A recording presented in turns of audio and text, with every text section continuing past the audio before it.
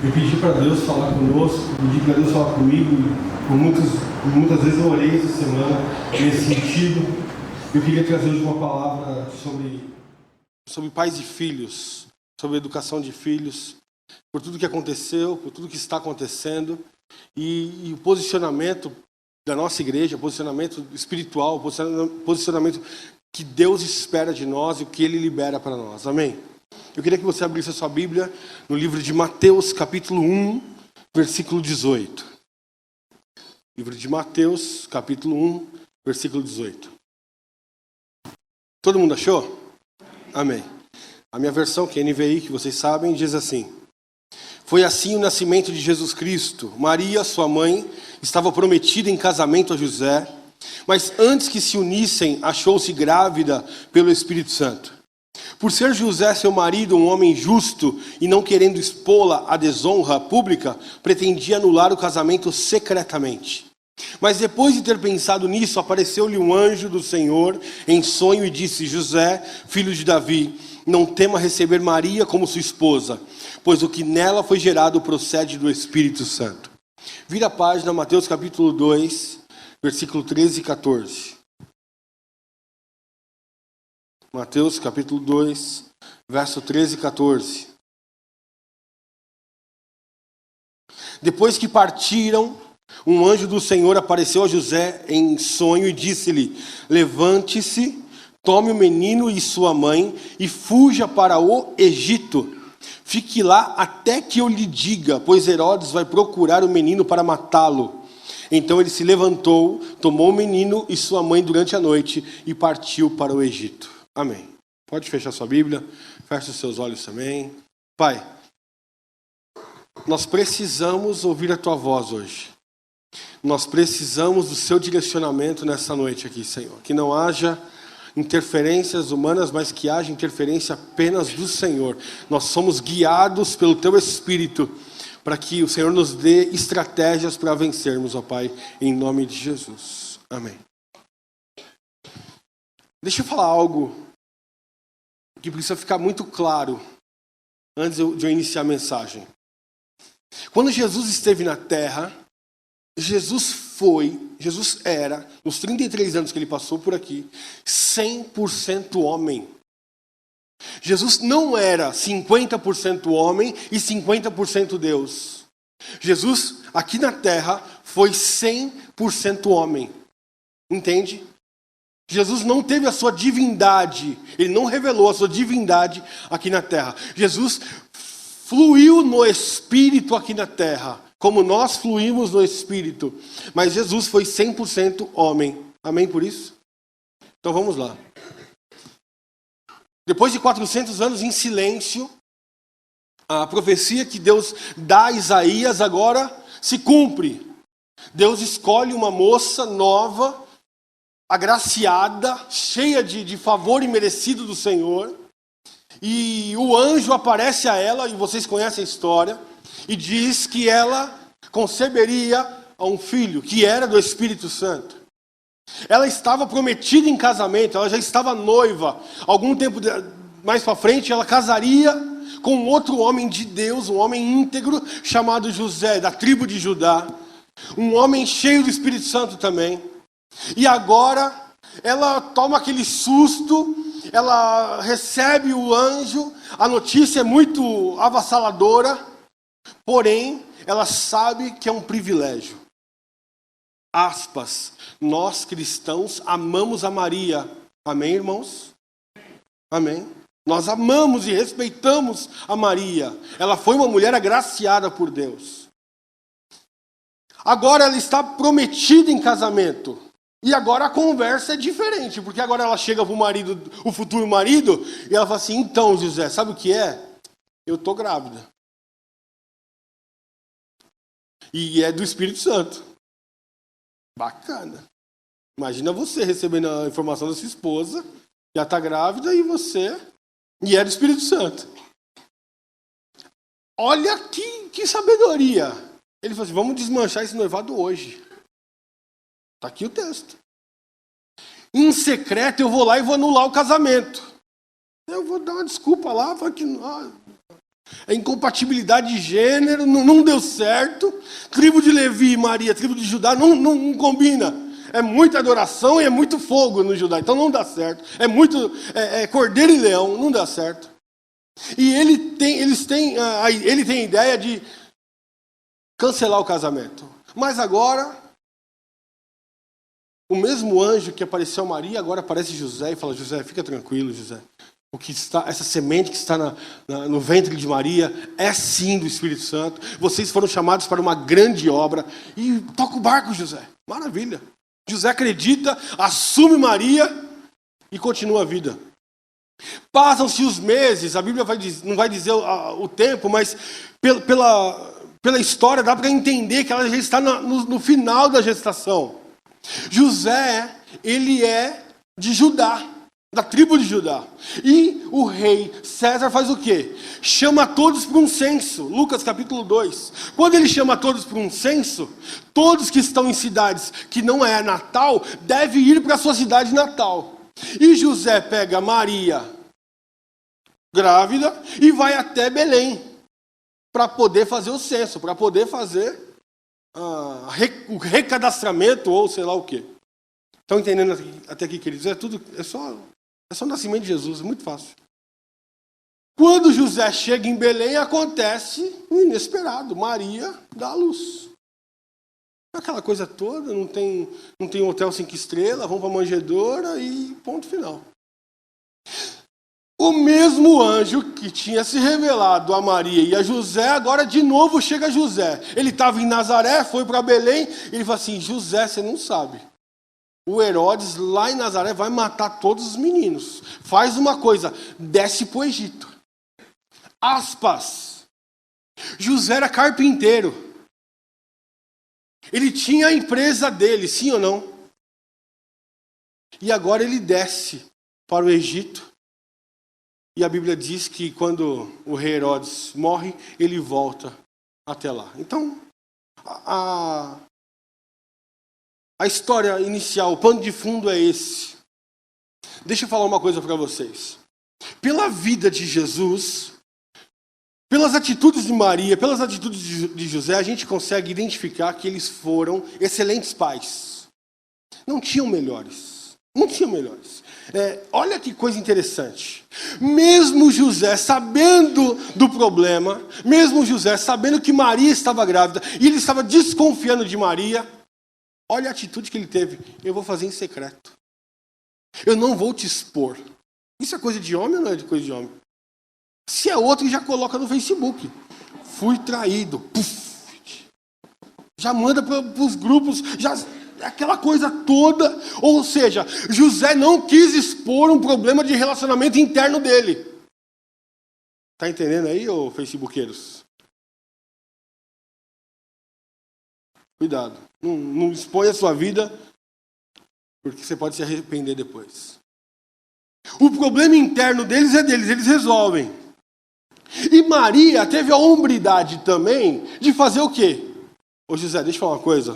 Esse filho que eu estou aqui não é teu, você sabe que não é teu mesmo, e é do anjo. Ela sabia que ela poderia perder o casamento, perder tudo, mas ela resolve o quê? Ser honesta com ela. E expõe a José. Marido e esposa não pode ter segredo. Sim ou não? Entende isso, esposa e marido? Nem o cartão de crédito.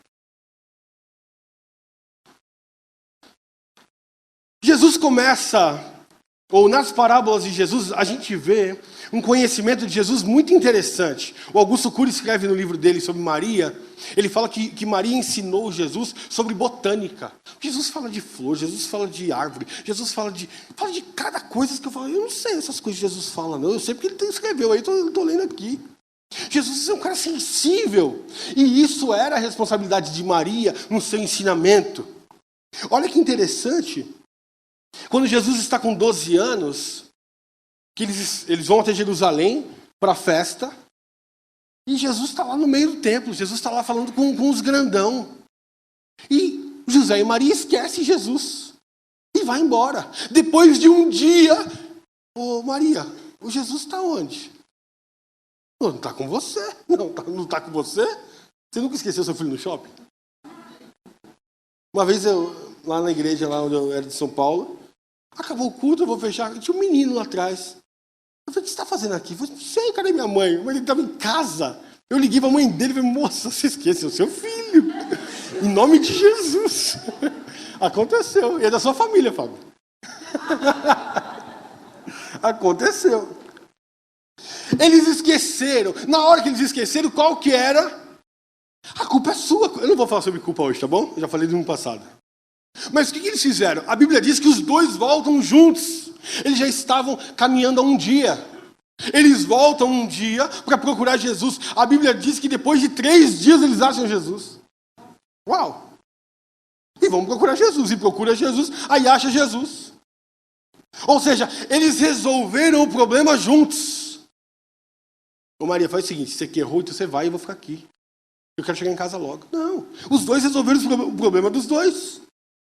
Aí quando eles chegam lá, Jesus está onde? No templo, sentado e falando com os doutores. O texto diz, irmão, que Maria e José sentam e para ouvir Jesus. E eles ficam admirados.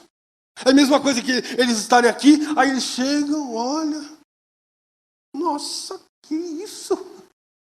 E a história diz que quem ensina um filho judeu sobre a Torá, sobre a Bíblia, é o pai. Olha a moral de José. Olha quem era José. Um homem que ensinou a Torá dos 6 anos, agora até os 12 anos, piamente ao filho do filho debater aos maiores teólogos da época. Interessante. Aí, nesse mesmo texto, a Bíblia diz que Maria vai falar com ele e fala assim, filho, a gente está preocupado com você. A gente estava já um dia para cá e você ficou aqui. Aí ele falou, não, mas fica tranquilo, eu estou cuidando das coisas do meu pai. O texto diz que ela não entende muito bem. Mas o texto também diz que Jesus se submete a Maria e José e fala assim, eu volto com vocês. Possivelmente, Jesus se submete a Maria e José por quê? Eles se submetem a Deus. Eles veem o relacionamento e o filho faz o quê? Eu estou aqui debaixo da asa aqui, ó, participo desse negócio aqui. Você se submete a Deus, eu me submeto ao Senhor. Eram pais fantásticos, exemplares. Mas eu quero trazer para os nossos dias. O que está acontecendo com os nossos filhos? Você pode ter perguntado agora, mas é Jesus, né? O senhor usa o exemplo de Jesus, pega outro. Não, Jesus. E os nossos filhos, o que está acontecendo? Por que está tão difícil de educar as nossas crianças hoje, irmãos? O que está acontecendo? Na minha concepção, lendo um pouquinho, eu acho que essa é a fase mais difícil de educação de filhos. É a fase mais difícil. Por muitas vezes, nós conversamos aqui nos bastidores e as pessoas falam assim, pastor, eu acho que é mais fácil a gente sentar madeira neles mesmo. A gente apanhou e a gente chegou até aqui, vamos voltar. É ou não é? E eu tenho vontade também de arrebentar. Nós temos vontade, Fê. E tem dia que você... O Cláudio Duarte dá um exemplo que ele fala assim, que tem alguns animais que quando nasce o filhote, o que ele faz? A mãe vai lá e come. Eu tinha um cachorro que comia os filhotinhos que ela tinha.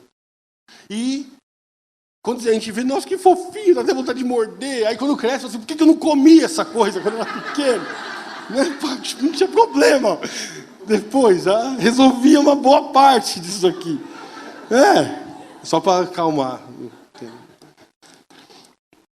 Nós pensamos em voltar àquela educação rígida, porque agora o problema é com a gente. A verdade, irmãos, é que a gente não quer encarar que a gente não tem tempo para cuidar. Ou a gente não sabe o que fazer. Ou as estratégias já não tem mais onde ir. Não tem. Mas eu vou te falar uma coisa. A Bíblia vai trazer respostas para a gente. A palavra de Deus, ela é vida. A palavra de Deus é resposta. A palavra de Deus traz todo entendimento. Pode ser do primeiro século, como do século 50. Sempre haverá resposta através da palavra de Deus. E tem uma resposta aqui, que Deus me fez lembrar essa tarde, que é muito interessante. José é carpinteiro. José tem a carpintaria dele lá em Nazaré. José vai para o censo em Belém. Mas sabe aquele negócio assim da viagem que você chega para o seu funcionário e fala assim, eu vou, mas eu volto? Eu vou ficar 2 dias, 3 dias, 5 dias fora, mas aqui, ó, segunda-feira, 7 da manhã eu chego. José estava com isso na cabeça. 7 da manhã, na segunda-feira, eu estou no escritório de novo. Estou na marcenaria de novo e vão para cima. Quando ele chega lá, aconteceu o imprevisto. O menino nasceu. Jesus nasceu. Quando Jesus nasceu, vem o anjo e fala, José, não dá para voltar para o emprego agora. Vai ter que ir para o Egito. Aí começa a mensagem. A prioridade de José foi o trabalho ou foi a vida do filho? Vamos iniciar a palavra. Nós estamos gastando tanto tempo por causa de viagem, por causa de carro mais novo, por causa de casa, por causa de cimento. E estamos deixando Satanás ceifar a vida dos nossos filhos. Nós não estamos preservando a vida dos nossos filhos por falta de tempo.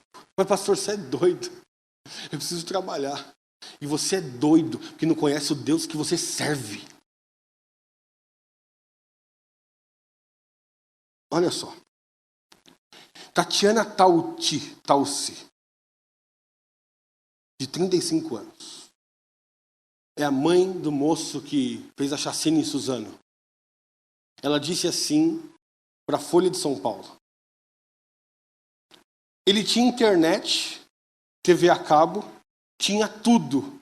E o bobão fez isso. Estou com muita raiva de tudo.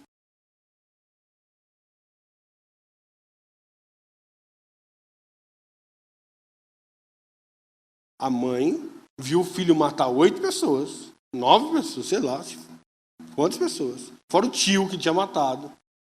Aí ela pega, aí o repórter pergunta para ela, ela fala, não, ele tinha de tudo. Como se as coisas materiais fizessem o quê? Suprisse. Eu dava tudo para ele? Como assim? Ele matou as pessoas? Não entendi. A realidade dessa geração é outra. A realidade dessa geração, irmãos, é muito diferente do que tudo que a gente pode imaginar. Eu estava lendo sobre essa geração, vocês sabem, de 2013 a 2017, eu fui pastor de jovens, eu cuidei de 170 igrejas, eu andei para lá e para cá, eu estudei geração X, eu estudei geração Y, eu estudei geração Alfa, Z e Alfa, geração Y de 80 a 2000, geração Alfa de 2000 até 2010. Geração Z, de 2000 a 2010. Geração Alfa, de 2010 até 2015.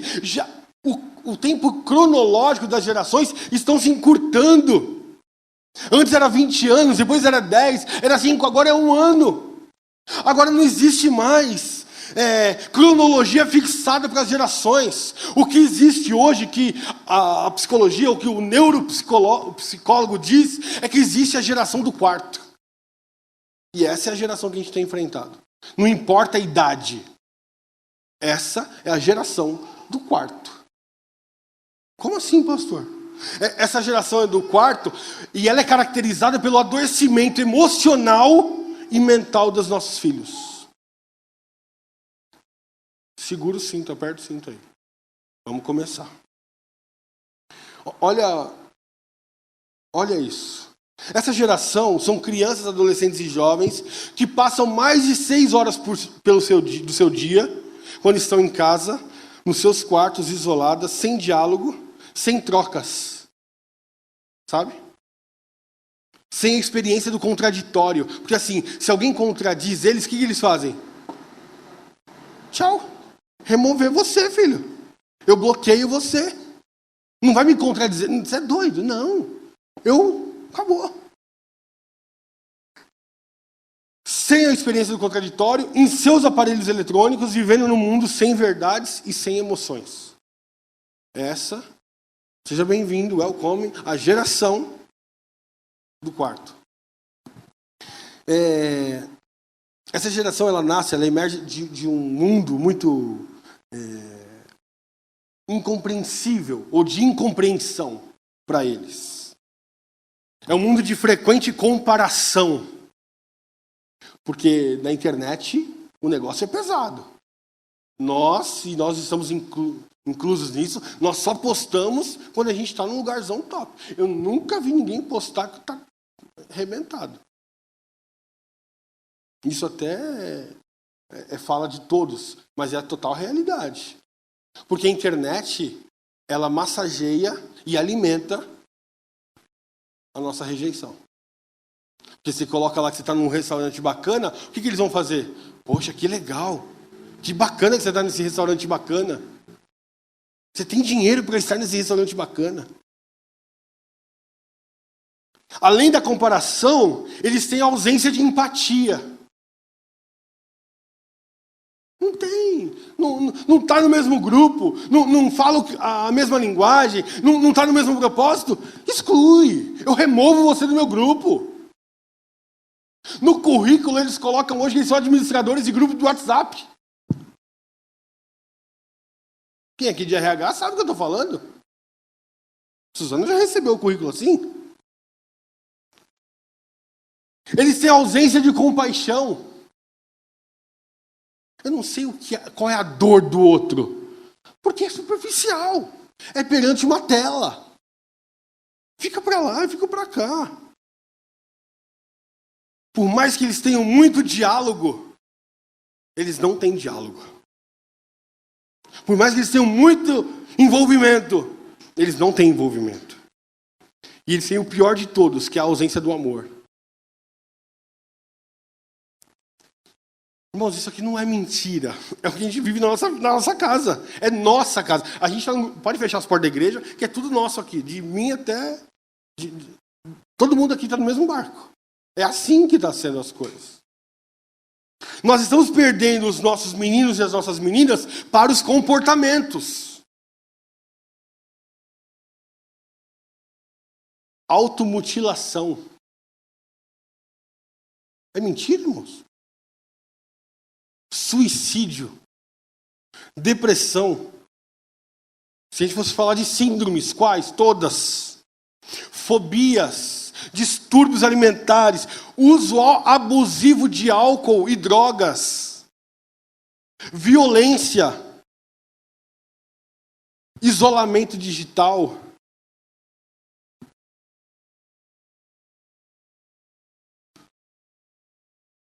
Essa é a nossa realidade. Os adolescentes e jovens que têm uma relação de dependência com a internet, tão forte, que eles ficam enclausurados neles mesmos. Tira o celular de um menino desse. Tira. Tem guerra, tem que abrir a janela. Tira dele nada, tira de nós. Vamos falar a verdade, vamos assumir a culpa. Eu fui para a Estância semana retrasada, não sei quando foi, 2, 3 semanas atrás. Aí tirou meu celular. No primeiro dia eu estava tão bravo, irmãos. Rô, se prepara.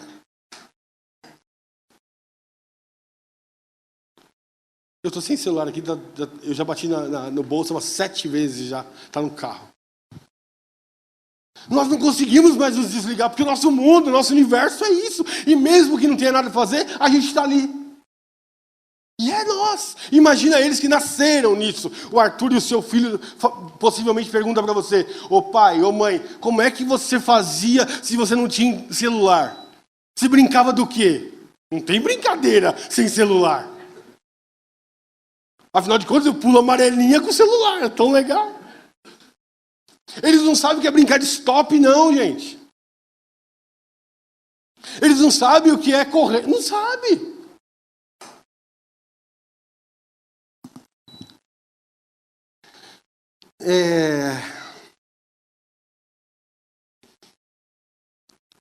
Um dos maiores problemas dessa geração é que eles vivem nessa solidão e acham que não estão sozinhos. Eles têm muitas curtidas, muitos compartilhamentos, muitos comentários, muitos seguidores, mas eles estão numa bolha de solidão. E eles não conseguem mais se relacionar com a família e nem com os que estão do lado. E eu tive, essa semana, eu postei algo sobre isso, e a nossa teacher ali, a Angélica, ela escreveu algo, eu dei uma resumida no que ela escreveu, e eu vou ler para vocês. A terceirização da responsabilidade paterna e materna dos nossos filhos está descaradamente fazendo com que os professores, que antes tinham a função de ensinar disciplinas curriculares, agora eles estão sendo vistos pelos alunos como pais e mães, quando os professores dão um pouquinho mais de atenção. Então o professor está na sala de aula explicando, aí ele chega do lado dele e fala assim, não, é isso, é isso, é isso. Nossa, alguém me tocou, alguém me deu atenção, alguém falou comigo. Aí eles falam assim, o professor, eu não... chama de mãe. Chama de mãe, chama de pai.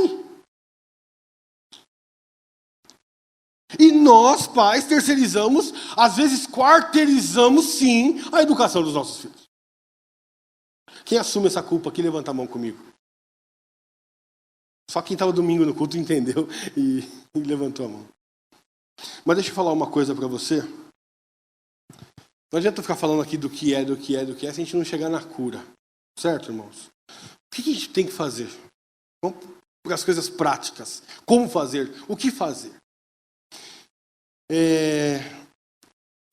Essa geração do quarto, a cura dessa geração do quarto, ela está menos relacionada à terapia e mais relacionada à prevenção. Entende aqui comigo? É menos terapia e mais prevenção. Ou seja, vamos cuidar do ambiente para crescer saudável, porque depois é muito difícil ter que recuperar. Entende isso? Alguns posicionamentos e responsabilidades devem partir de nós. Existe um livro chamado As 7 Necessidades Básicas da Criança.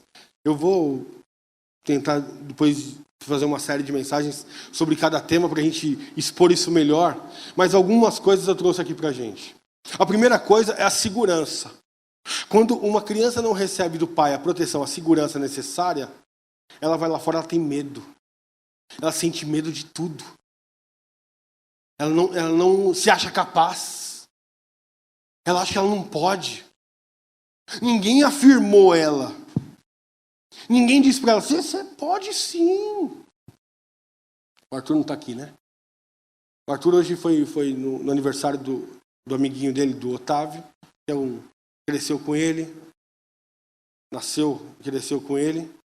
Hoje nós não pudemos ir, ele foi para São Paulo e veio para cá. Quando ele chegou, ele foi lá, eu estava estudando, falou, pai, você não sabe, eu joguei bola com o Otávio, não sei o que lá. Eu falei assim, mas você fez gol? Ele falou assim, eu fiz gol. Eu falei, mas você joga muito bem futebol. E eu sei que ele não joga nada. Se um dia você assistir essa mensagem, filho, que já tenha passado, viu? Anos. Viu? Mas eu sei que não joga nada o menino. O que eu falei para ele? Você é um baita jogador, meu. Ele deu um sorriso daqui e saiu feliz. Irmão, vamos ter fé. Vamos declarar a palavra. Vamos declarar a palavra. Ele precisa entender que ele é aceito dentro de casa, que ele é amado dentro de casa. Ele precisa sentir o amor e precisa amar dentro de casa. Precisa haver essa reciprocidade de amor entre pai e filho. E esses dias, ele tem chegado tão próximo a mim, que eu ainda falo para você, o Arthur está diferente. Ele quer abraçar, ele quer ficar mais perto. Ele já é grude. Ele quer ficar mais perto. Ele quer falar o tempo todo. Quando eu fui viajar, ele falou, pai, não vai, fica aqui comigo. Os nossos filhos estão carentes de nós. De nós. Se nós não elogiarmos os filhos dentro de casa, todos os defeitos físicos que ele tem vai ser exposto.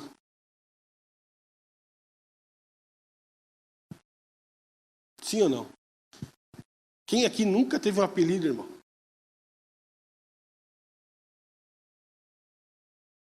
Você sabia que uma das raízes da rejeição e de comportamentos é a falta do elogio, é a falta do menino e da menina saber quem eles são? Porque lá fora eles podem ouvir o que quiser. Mas quando chega dentro de casa, o pai e a mãe colocam ele sentado no seu colo, fala: filho, o que eles falam lá não importa. O que você é o que o pai e a mãe estão falando que você é. Essa é a maior afirmação que a gente pode fazer para os nossos filhos. Eles esperam isso de nós. Nós construímos a parte emocional das nossas crianças. E somos responsáveis por isso. Nós somos responsáveis em dar limites aos nossos filhos. Precisamos dar limites a eles.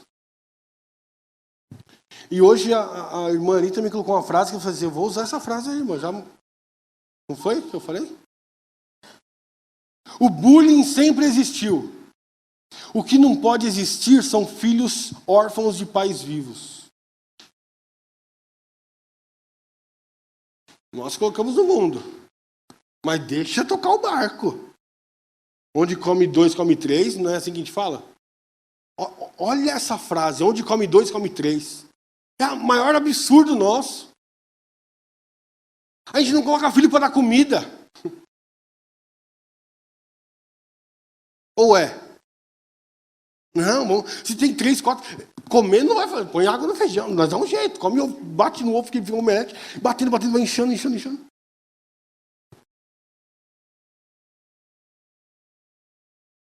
Os nossos filhos não podem receber palavras lá fora e ficar com essas palavras dentro deles. Todas as palavras que foram lançadas na vida deles, você como pai, você tem autoridade espiritual de repreender essas palavras. Amém, irmãos? Tem que colocar a mão na cabeça do seu filho e falar assim: eu repreendo essas palavras. E assim, as palavras que a Bíblia diz que você é o que você é. E você é um filho amado. E eu te amo, filho. É assim que tem que ser. O Arthur estava na barriga da Suzana, a gente chorava. Quando o Arthur nasceu, eu peguei o Arthur, antes de sair do hospital, eu consagrei o Arthur. É lógico que depois eu levei na igreja, apresentei ele, ok. Mas eu falei, eu tenho um vídeo gravado, falei: Deus, eu apresento meu filho, eu consagro meu filho, eu abençoo meu filho. O meu filho não vai ser o que o diabo quer que ele seja. Ele vai ser um homem de Deus. E ponto final.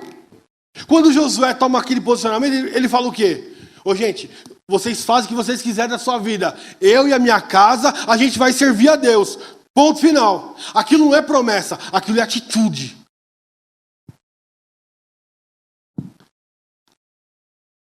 Seja curado para curá-lo. Tem tantos pais que são cheios de milindres, que não crescem, e muitas vezes se colocam na posição de filhos, e não cura, não restaura. Está no mesmo lugar. Tem um psicólogo que escreveu que as famílias estão muito doentes e estão em desordem. E ele é ateu. O que você acha disso? As famílias estão doentes e em desordem. Deixa eu fazer uma pergunta que eu fiz para mim hoje. Por que será que os nossos filhos preferem ficar 6 horas atrás de um computador, no mundo digital, do que ficar 1 hora com a gente? Você já pensou nisso? Meu filho prefere ficar com o celular, com o computador, com o videogame, sei lá com o quê, do que ficar conosco. Por quê?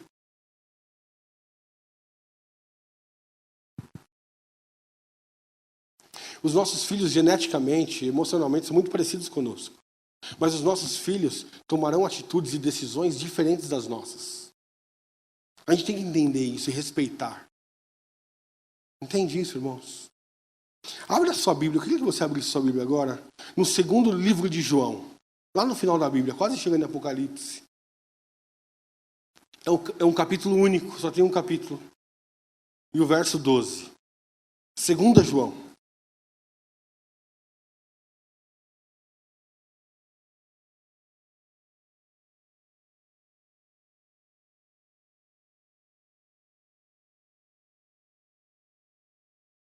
2 João, verso 12.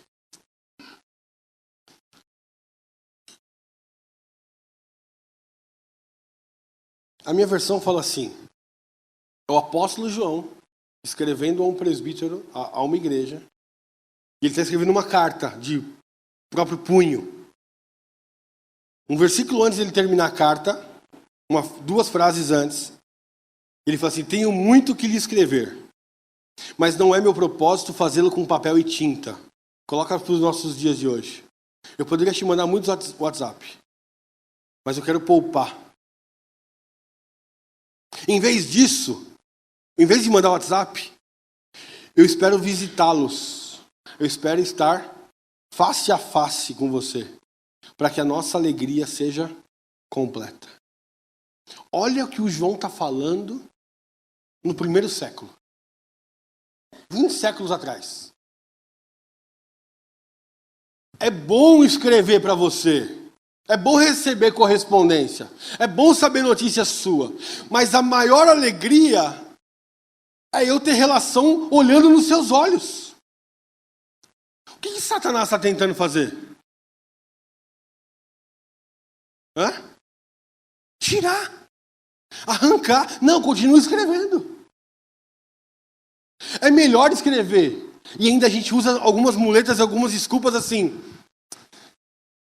Eu me machuquei muito. Eu vou ficar aqui no meu canto. Eu não quero mais me decepcionar. Eu vou ficar escrevendo mesmo.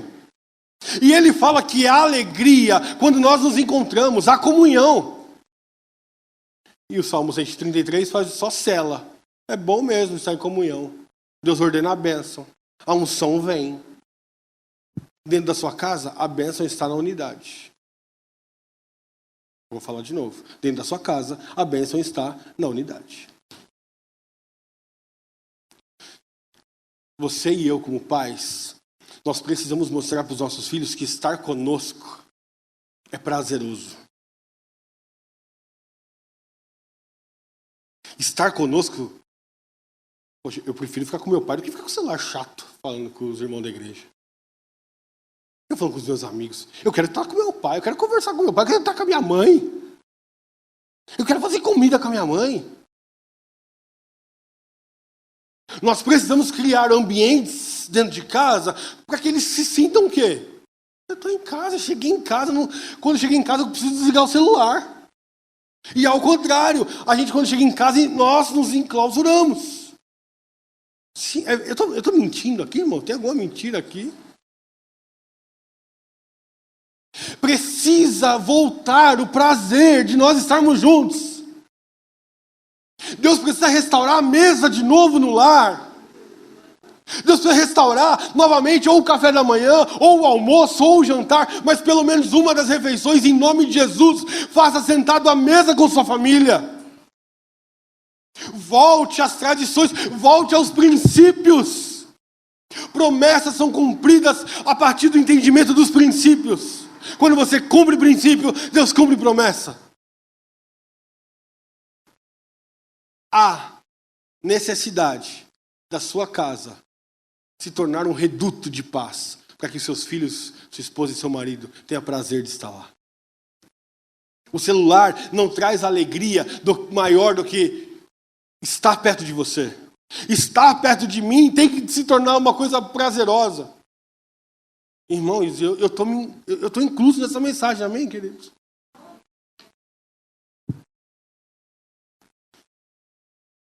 Eu vi essa semana muitas pessoas culparem o videogame. Não, porque assim, olha só o que possivelmente você pensou ou algumas pessoas pensaram. É só não deixar ele participar, porque o menino, quando o menino estava vestido exatamente igual aquele videogame de matança, né? E aquele rapaz lá da Nova Zelândia, da chacina também, né? Aí muita gente falou assim, não, é só mudar o jogo. A gente bate no peito, porque a Suzana faz isso muito mais que eu, mas eu também faço. A gente assiste o que ele assiste. Beleza. Ele continua assistindo. Então é só mudar o jogo, ficar com um joguinho bom, já tá bom. A raiz do problema não é o videogame. O celular.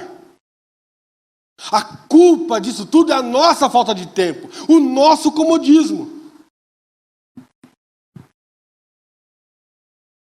Em vez de escrever, eu quero estar olhando nos seus olhos.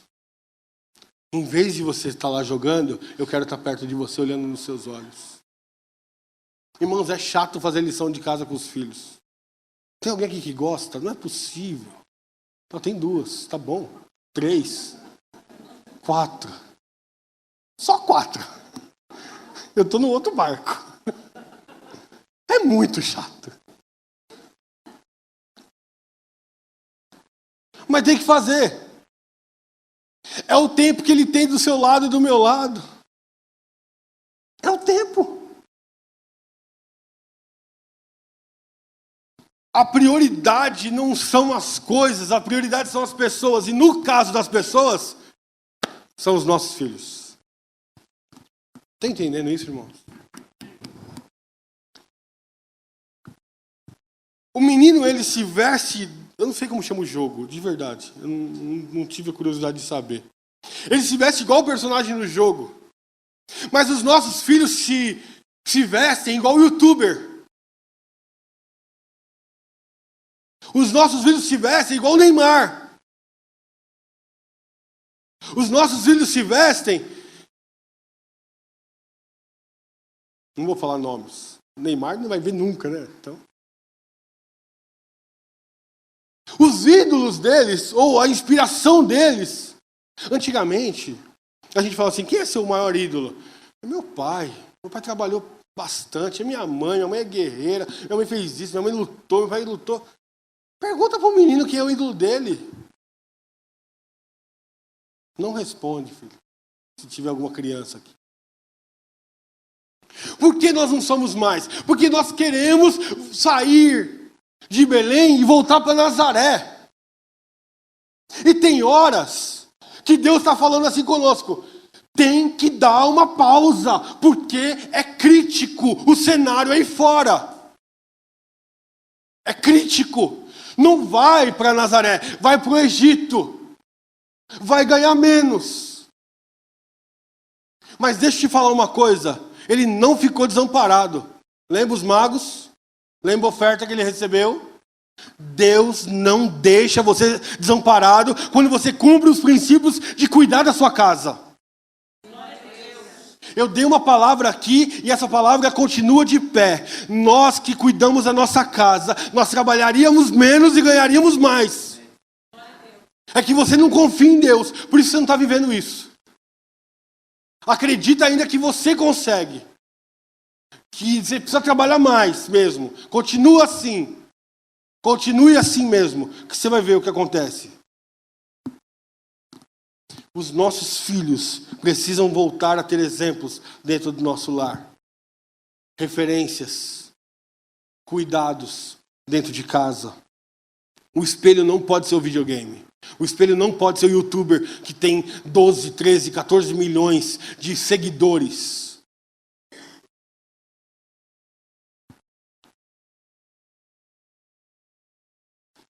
Deixa eu falar uma coisa. Esse negócio de 12 anos de Jesus na igreja, no templo, é muito estranho. Os meninos judeus, eles só poderiam falar no templo. A primeira vez com que eles falam um texto da Torá é com 13 anos e um dia. Com 13 anos e um dia, eles têm uma festa chamada Bar Mitzvah. A partir dessa festa do Bar Mitzvah, eles têm acesso ao templo. O que Jesus estava fazendo antes lá? O ensino de José, das Escrituras para Jesus, foi fundamental. A semana retrasada, Suzana começou a fazer um seminário bíblico. Segunda, quarta e sexta. Quase 2h30 de seminário. E ela virou para mim e falou assim, lá eles disseram que tem seminário bíblico Kids. Eu queria levar o Arthur. Eu falei, você está doida? O Arthur não vai suportar, é muito puxado. Ele vai para a escola de tarde, depois 2h30 de aula bíblica. E ela disse, vamos fazer um teste? Eu falei, vamos fazer um teste. Segunda-feira, primeiro dia. Ele chega, pulando de alegria. Pai, você não sabe, mas teve uma mulher na Bíblia que ela tinha 12 anos uma doença. E essa mulher era rica, ela gastou todo o dinheiro dela em remédio. E tinha uma multidão. E ela saiu correndo, ela conseguiu tocar nas vestes de Jesus. E ela foi curada. E Jesus olhou para trás e falou, quem é que me tocou? E ela falou, foi eu que toquei o Senhor. Pai, ela teve uma fé. Aí ele pegou um papelzinho e falou, pai, eu preciso decorar esse versículo. Hebreus 11:1, ora a fé é o firme fundamento das coisas que não se vê, mas se espera. Que eu vou ganhar um chocolate. Eu falei, vamos lá. Você me ajuda, você divide, né? Eu te ajudo, você me divide. Quarta-feira, eu falei, quarta-feira já vai chegar mais arriado. Acabou, ele falou, Suzana, mas já acabou. Aí ele chegou, pai, você não sabe o que aconteceu. Tinha o Timoteu lá, pai, eu aprendi sobre o Timoteu. Eu falei, quem é o Timoteu? Pai, o Timoteu é aquele que colocou a mão nas feridas de Jesus. Eu falei, não, filho, é o Tomé. É o Tomé, pai, eu esqueci. E ele contou toda a história de Tomé. Ele falou assim, pai, eu quero ter fé igual esses homens de Deus. Ele está aprendendo sobre os fundamentos da fé com uma criança de 9 anos. Eu não estou colocando o Arthur num pedestal. Eu só estou falando que nós, como pais, podemos fazer. No tempo que ele estaria em casa, possivelmente, ele estaria no celular, no iPad, na televisão. Mas chegou um tempo, chegou um momento que nós precisamos decidir. Tomar uma decisão. Ou a gente vai ser crente de verdade, ou a gente vai assumir a responsabilidade de cuidar das nossas crianças, de ensinar a Bíblia, de mostrar o caminho, ou a gente pode perder os nossos filhos. E a decisão é minha e sua. Não terceirize. Aqui na igreja nós apoiamos você. Tem estudo bíblico para eles lá, de 0 a 13 anos. Estão aprendendo a Bíblia. Eles não estão brincando só. Eles têm um tempo de brincar, eles tomam um lanche, mas eles aprendem a Bíblia ali. Tem um material que é passado para eles de instrução bíblica. Quando você chegar na sua casa, tome nota do que eles aprenderam. Se teve coisa errada, fala comigo. O que precisa fazer é o culto não terminar. O culto ir para a sua casa e a sua casa virar um culto. O que está faltando são lares que se tornam igreja. Não igreja que se torna lar. Aqui é tudo bonito, é tudo lindo, é tudo de primeira, mas o que é mais importante é na sua casa, e não é aqui. Aqui é a contemplação de um trabalho, é a glorificação de um trabalho, que nós vamos adorar a Deus juntos, mas é o dia a dia que revela Deus na sua vida a partir do seu filho, para o seu filho. Eu termino essa mensagem dizendo assim para você: ide fazer discípulos. Que esses discípulos sejam os nossos filhos. Os maiores discípulos são os nossos meninos e as nossas meninas. Nós oramos, mas nós devemos agir. Orar e ação. Nós vigiamos e oramos. Nós tomamos conta do que eles veem, do que eles fazem, do que acontece na escola, mas nós agimos. O que os nossos filhos precisam é de estrutura familiar. É de pais e mães que amem a Deus acima de todas as coisas. Porque nós vamos cuidar dos nossos... É muito bom, irmãos. Celular, é bom escola, e eu entendo que nós precisamos dar boa educação, boas roupas. Qual o problema? Não tem nenhum problema em viajar, nada disso, irmãos. O problema é nós só pensarmos nisso. Só vivermos isso. E esquecermos do que é o principal, de ensinar os nossos filhos a serem tementes a Deus. Porque o temor do Senhor muda a nossa vida. O temor do Senhor é um princípio da sabedoria. Aquele que teme o Senhor guarda a palavra dele no seu coração. E aquele que guarda a palavra no coração peca menos. A função, minha e sua, é de preparar os nossos filhos para serem discípulos de Jesus. Enquanto nós fizermos isso, ou quando nós fizermos isso, se chegarmos lá em cima e Jesus perguntar para a gente, você ganhou quantas pessoas? Eu ganhei, olha, você não sabe, eu preguei para todo mundo, para os vizinhos, olha, foi lindo, foi lindo. Mas eu não dei exemplo na minha casa. Ensinar o filho no caminho é diferente de mostrar o caminho. Ó, filho, vai lá.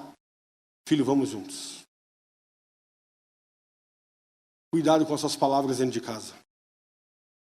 Os seus filhos olham e reproduz. Olha e reproduz. Fica de pé em nome de Jesus. Essa palavra, eu sei que ela chacoalha a gente e traz a gente para uma responsabilidade. Mas Deus dá graça para nós cumprirmos. Deus está falando que Herodes está matando as crianças. E a gente continua no mesmo lugar.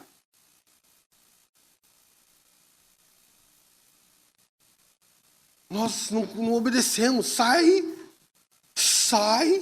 de Belém e vai para o Egito. Mas eu tenho tudo. Não importa o que você precisa mudar, mas mude hoje. Cuide da sua casa. Cuida do seu lar. Cuida da herança que Deus colocou em suas mãos. Pastor, mas eu fiz tanto a vida inteira. Hoje, meus filhos, você fez a sua parte. Descansa no Senhor. A Bíblia diz, ensina o teu filho no caminho. Quando ele ficar mais velho, se ele se desviar, ele sabe o caminho. Porque você ensinou o caminho. Tira a culpa do coração. Essa palavra é para nós. Temos filhos pequenos, adolescentes, jovens. As mamães que estão grávidas, abençoe os filhos da barriga.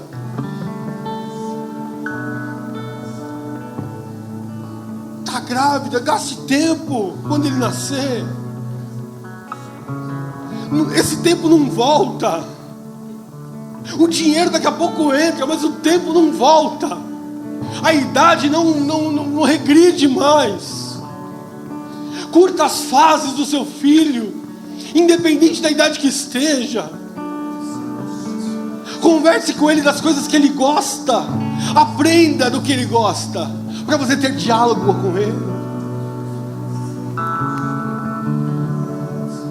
Permita que os ambientes da sua casa sejam ambientes favoráveis para que a sua família frutifique. Coloque uma mesa bonita para a sua família e não para os visitantes apenas. Coloca copos bonitos, coloca os melhores talheres, porque quem mais te ama é quem está sentado à sua mesa. Nós devemos impressionar os nossos de casa. Cuidar dos nossos de casa. Tire aquelas coisas que estão guardadas e use enquanto você tem vida, enquanto tem alegria, enquanto tem esperança. Eu não sei qual fase que você está, seu filho. É tão bacana os filhos casados, quem tem filhos casados. Meu pai mandou mensagem ontem, falou, pai, filho, eu estou com vontade de te abraçar.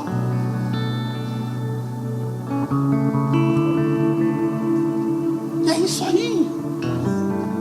A conversa é outra hoje. O papo é outro. Pai, vamos sentar aqui, vamos fazer isso. O que você acha disso? Se aconselha. Tenha um tempo, gaste tempo com seu pai e com a sua mãe, que são mais velhos também.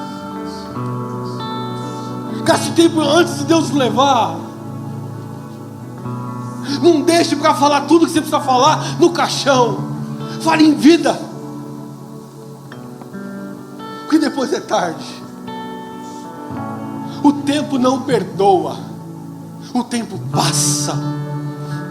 Mas a nossa decisão hoje pode mudar o direcionamento da nossa vida.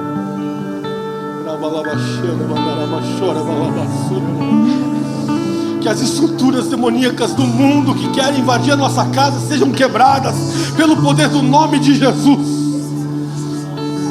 Que você se mergulhe nessa noite no mais fundo diante de Deus, e perto dos teus, e perto da sua casa, e perto da sua família. Valorize, valorize, valorize. Aleluia, aleluia. Os nossos irmãos que têm filhos especiais, e nós temos alguns aqui na igreja, o amor que eles despendem é algo. Eles precisam de 24 horas de atenção. A vida se torna dedicada a eles. Se nós cuidássemos dos nossos filhos como os pais cuidam dos filhos que têm síndromes especiais, as nossas crianças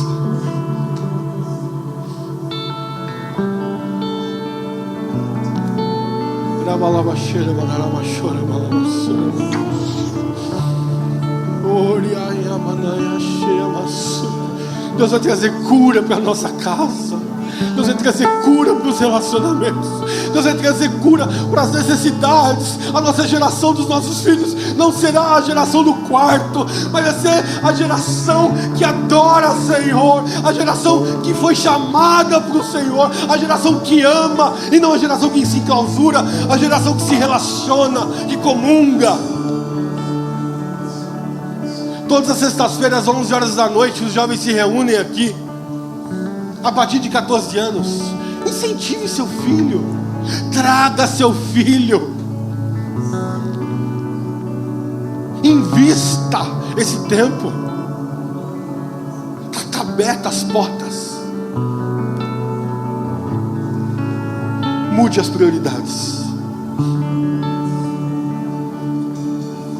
Dê valores ao invés de coisas. Não dê tudo para eles. Nós não podemos dar tudo aos filhos. Eles não têm valor nas coisas. Dá mais a vara do que peixe. Ensina, mostra, ajuda, direciona. Nós temos a função de levar eles do infantil ao adulto, para quando você trazer ao altar para o cônjuge, você olhar e falar assim: o meu filho é um homem, a minha filha é uma mulher de Deus, um homem de Deus. Esse é o nosso papel, porque daqui a pouco eles vão embora de casa, o ninho vai ficar vazio. Mas o nosso papel, como pais, nós fizemos. A igreja tem um curso chamado Educando Filhos à Maneira de Deus.